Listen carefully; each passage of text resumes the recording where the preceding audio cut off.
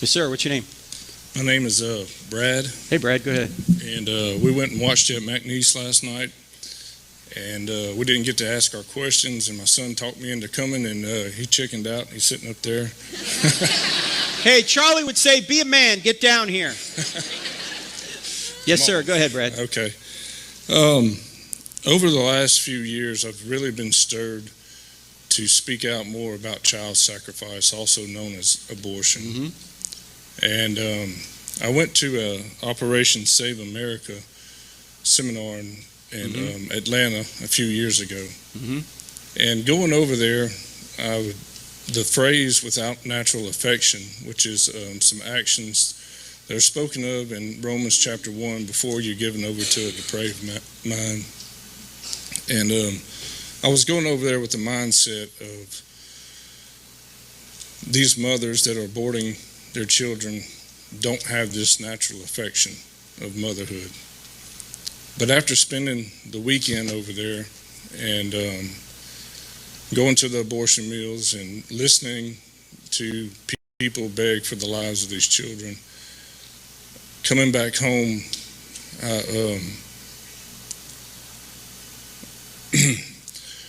I realized just how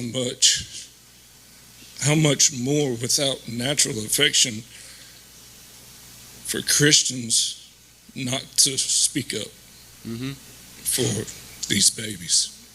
Yeah, we should be speaking up.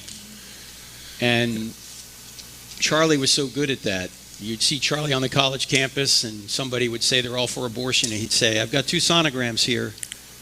One was conceived in rape, the other was not. What's the difference? Can you tell? No, I can't tell. So why would you punish the baby for the sin of the father? Another question that Charlie and I were just talking about the day he was murdered. Do you think that violence against mothers justifies violence against their children? And it's interesting that people always bring up rape as the question about abortion. But do you know that 99% or more of abortions have nothing to do with rape? They have nothing to do with incest. They have nothing to do with health of the mother or even health of the baby. What they have to do with is convenience. And there's something wrong when you think about it, that your solution to your inconvenience is the murder of your own child. So we have to continue to have conversations about this and continue to bring people along as best we can. Show them the sonograms. Show them what's inside the womb.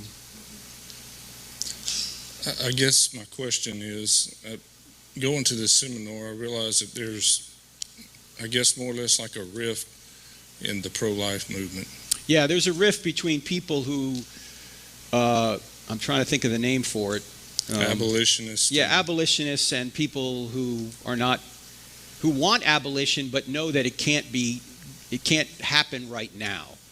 And the abolitionists will say that unless we can get a total ban on all abortions except life of the mother, I'm not interested in incrementally reducing abortions. I think that's foolish. Okay? I would rather save some babies than none. And so even God did this in the Old Testament. He was using incremental means.